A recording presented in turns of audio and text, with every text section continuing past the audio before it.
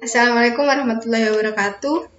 Kembali lagi bersama saya Elsa Munawwaratul Jannah, NIM 180 210 10 20 81 dari Pendidikan Fisika FKIP Universitas Jember.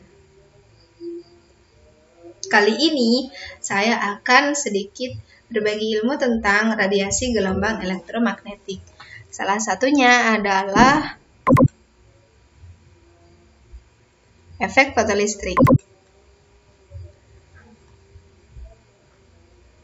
Oke, sebelumnya video ini saya persembahkan untuk dosen saya, Dr. Rifati Dina Handayani, SBD MPD, dan Dr. Andes Bambang Supriyadi, MSI, sebagai dosen pembimbing mata kuliah Fisika Modern.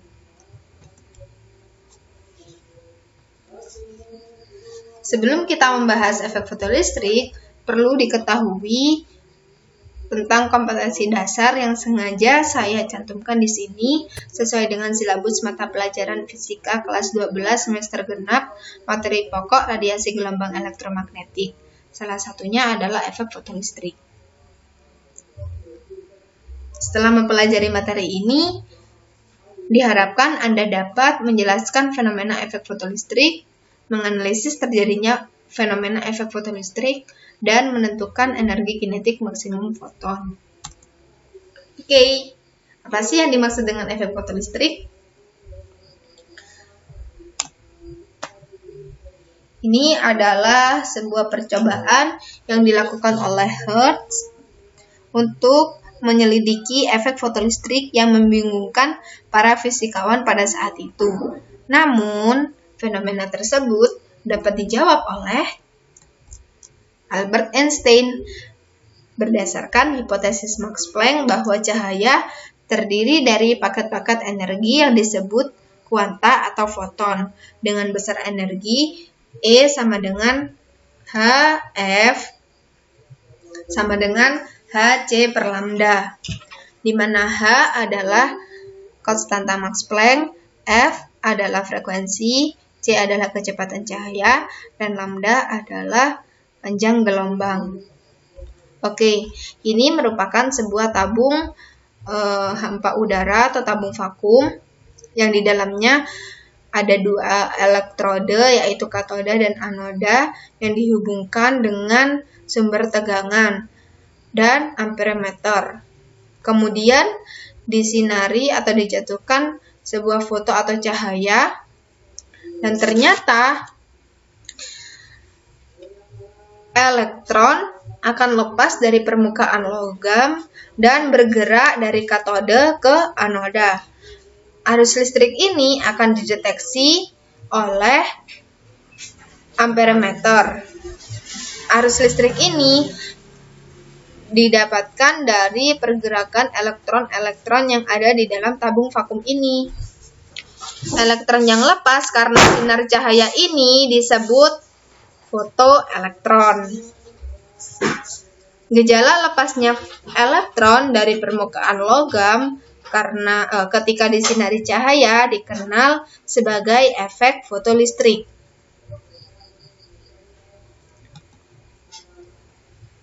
Jadi kesimpulannya, efek fotolistrik merupakan peristiwa lepasnya elektron-elektron dari permukaan logam akibat logam tersebut disinari oleh cahaya atau gelombang elektromagnetik.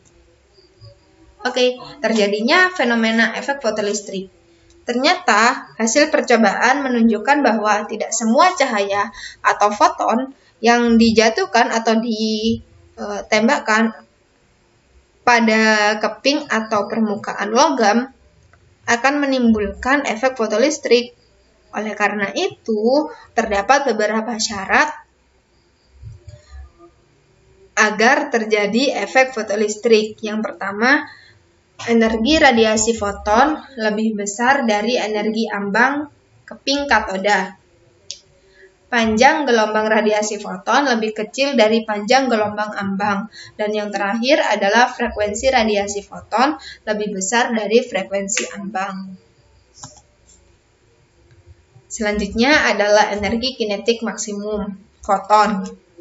Bermula dari efek fotolistrik yang dijelaskan secara matematis oleh Albert Einstein yang mengacu pada hipotesis Max Planck. Ketika suatu logam menerima energi dari foton, elektron akan lepas dari logam.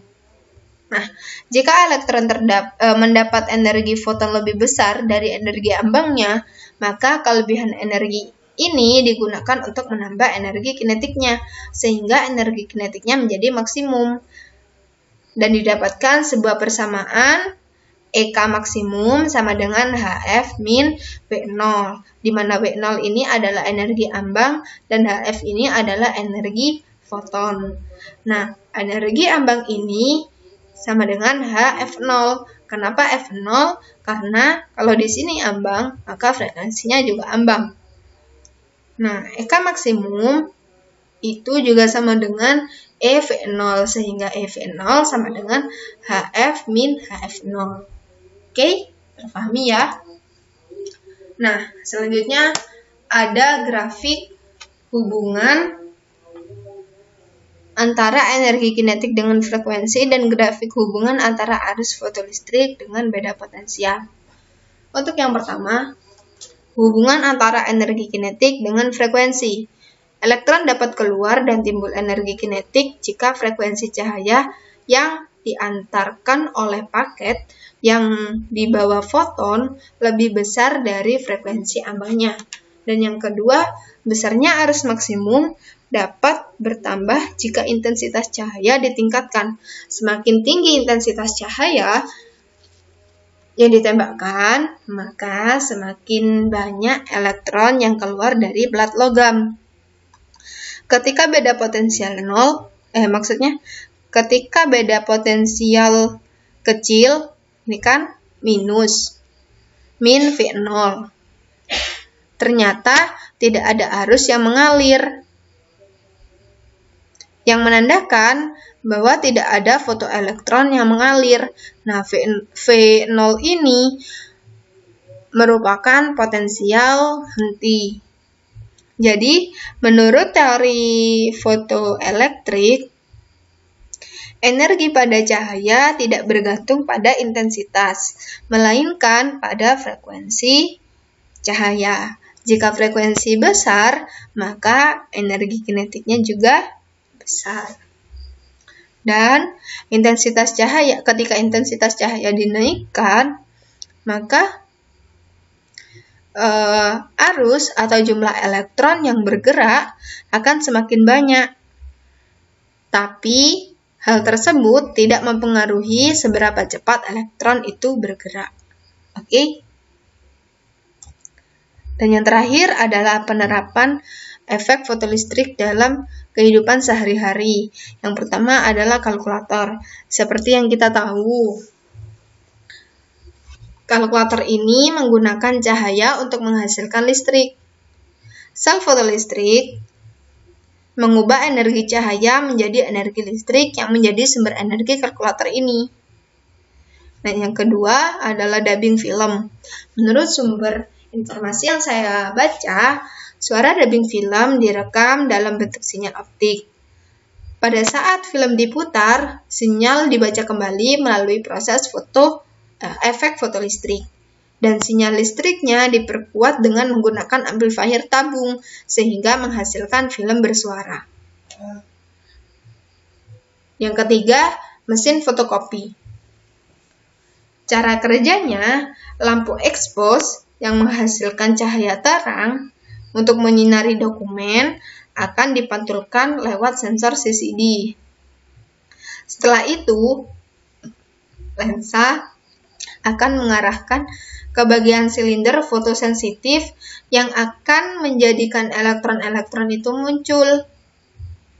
Toner yang bermuatan negatif akan ditarik oleh ion-ion positif yang berada pada silinder. Selanjutnya, kertas akan dilewatkan melalui dua buah roll panas yang saling bertekanan yang akan melelehkan toner dan menempel erat di kertas, dan seterusnya drumnya akan berputar. Nah, demikian contoh-contoh penerapan efek fotolistrik dalam kehidupan sehari-hari. Untuk selain ini, silakan Anda cari di sumber-sumber informasi yang ada. Bisa di internet atau di buku-buku. Oke?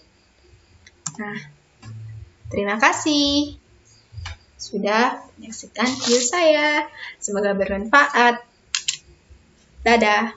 Assalamualaikum warahmatullahi wabarakatuh.